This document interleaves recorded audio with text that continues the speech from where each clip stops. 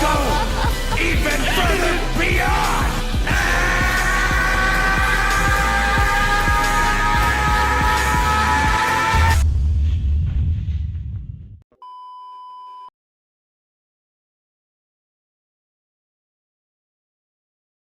Yeah, my name is Zakashi, and in this video we got an important video on my learning PvP series. We got an important video. I repeat, an important video. This one here is one of my favorite PvP techniques.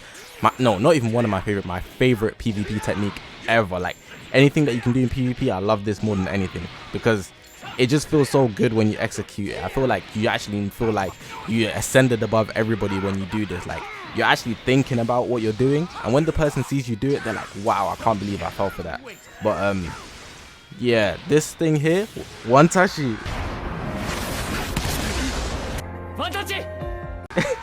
I need to actually get a clip from Haikyuu. I'll probably insert it or something like that, but I call it one touch. But it's just basically one tapping your screen. I'll explain how it works and what scenarios you can use it in a second, but I like calling it one touchy because that's what they do in Haikyuu. You just tap the ball in volleyball. Like if you watch the show, you know. But yeah, hopefully you guys are going to find this video very informative. If you haven't already, make sure to press that subscribe button on this grind to 10k. All my socials are on the left. This is the YouTube channel, but we got Twitter, Twitch, Reddit, Instagram, and a Discord link all in the description below, so make sure to check me out on all of those. Trust me, this video is going to be useful. But if you have any other questions, make sure to leave a comment down below. I'll get to it when I have time. I'm trying to actually get to comments more consistently because I'll be letting them stack up, honestly. Like to 2 weeks ago, the day I'm recording this, I actually had 2 weeks of comments, but I'm rambling on right now. Let's actually get into the PvP technique. I'll show you it slowed down. No, I'll show you at normal speed 3 times, then I'll show you it slowed down so you can actually get a perspective of how it works, and I'll show you it being used in different perspectives. So it's not just going to be just one clip and then you're done. You'll see what I mean when I do it. So yeah, let's get into it now.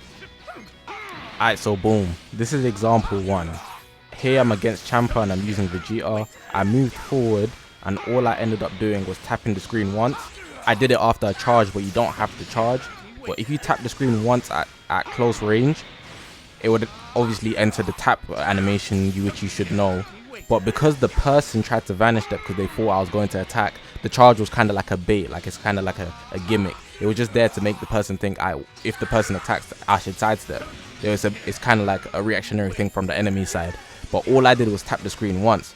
So in a scenario where I might have actually wanted to tap the screen, when you tap the screen, you actually punch them from close range.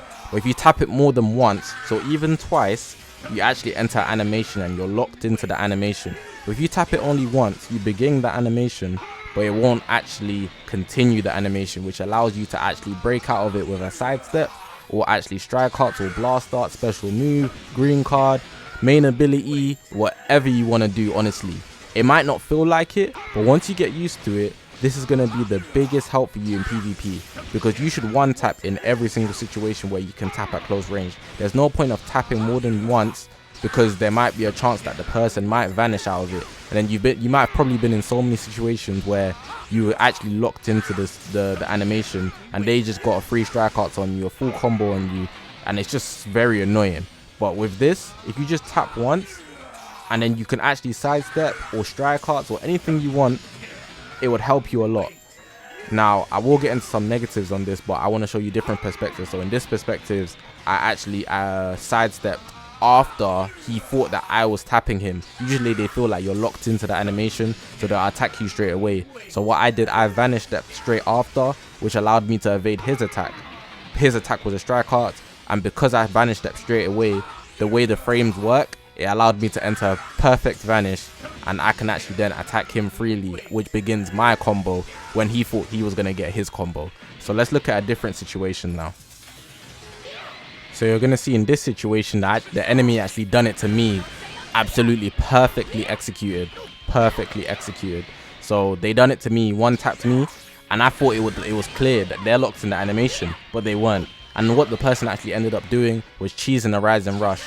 And that actually led to me actually losing Goku Black, which you're not going to see, but you see how it put him at an advantage just simply tapping the screen once. He could have vanished depth, he could have switched out, he had options, he actually had options, and because I thought he was locked in the tap animation, he broke out of it and actually hit me with a rise and rush, which was disgusting. Like, it was actually disgusting.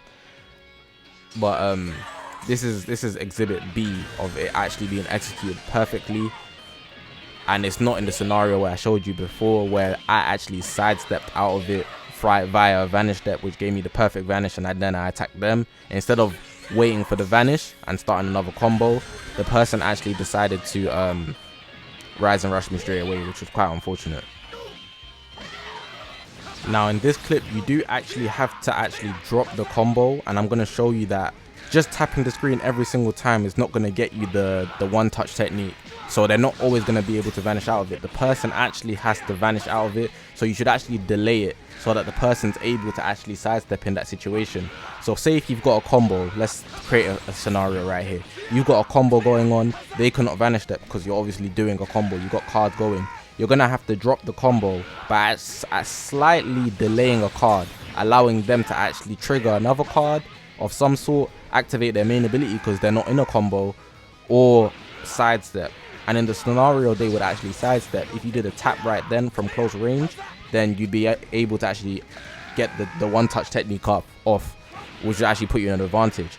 But you can see in this situation, when I one touched them, because I did it too early or they attacked me, what ended up happening was, you could see I tap once and you can see it kind of slows down. But because I tap again, knowing that it didn't work, I just finish off the tap and then we can reset, instead of it just being a thing where I tap once and I just let it be. If you tap once and you actually punch them, then you should just reset it and tap again, which will actually finish the punch animation, letting them take that tiny bit of damage that you can do with the taps. But at the end of the day, you're not getting attacked, so you don't want to drop it completely just because you tap one and then to leave it. You got to be continuously active, so be wary of that.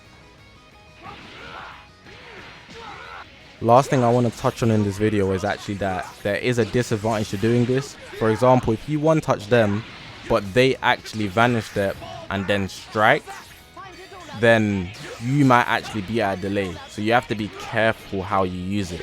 So there's some situations where I've actually one touched them, I've tapped it once and they're actually in my face after a vanish step of some sort, but I didn't vanish, I tried to strike arts them or blast arts them. But because the tap animation is slightly slower than if they were to attack me straight away, it put me in a bad spot where they actually started off the combo instead of me. So you're gonna see in some situations, you'll be like, oh, someone might comment, oh, the one touch worked, the one tap worked, but when they attacked me, it came before I attacked them because you didn't decide to vanish step. Instead, you tried to clash with them, so they would actually get that slight edge over you. So you have to be careful. It is a gamble that the person might not attack you. They might be patient and then wait for you to sidestep, then they catch you out. So it's a double-edged sword, but when used correctly, it does benefit you a lot. There's so many things that could happen. It's a mind game, but most people in the heat of battle, they're just very hasty and ready to vanish step so that they can protect themselves. But in some situations, you have to play defensively, which may lead to the person actually waiting and then just ruining your whole game because you thought you had it in the bag, but really they had you in the bag. So just be wary of that. But yeah, that pretty much concludes this video of learning PvP one tap technique. My favorite, honestly. I should have really made this a long time ago because it's really useful. If you join in any of my streams, I use it a lot and you just literally hear me scream one touch all the time. But yeah, I'm just gonna leave it like that. Hopefully this video was really helpful. Hopefully you guys really enjoyed this video. If you didn't know this technique, trust me, it will take some time to actually adjust your taps, because if you're used to just tapping multiple times, it could put you in a bad situation. But if you could add this to your arsenal, you literally go from like tier 1 to like, no, tier 1 would be the highest, so you go from like tier 5 to like tier 2 straight off the rip, just knowing this, because it could literally lead for you to get to a whole combo, especially with characters like Vegeta Blue and Goku Black in the game. But yeah, I'm not trying to long out this video before someone complains. Actually, I'm gonna get to 10 minutes because someone will complain anyways. But yeah, hopefully you guys enjoyed the video. If you haven't already, make sure to press that subscribe button. We're on this grind to 10k. Got more tutorials coming, got more guides coming, more gameplay, more everything on this channel, man. So if you haven't subscribed, make sure you subscribe because you won't regret it. But yeah, I'm gonna leave it like that. Again, hopefully you guys enjoyed this video. My name is Zakashi, guys, and I'll see you guys in the next one.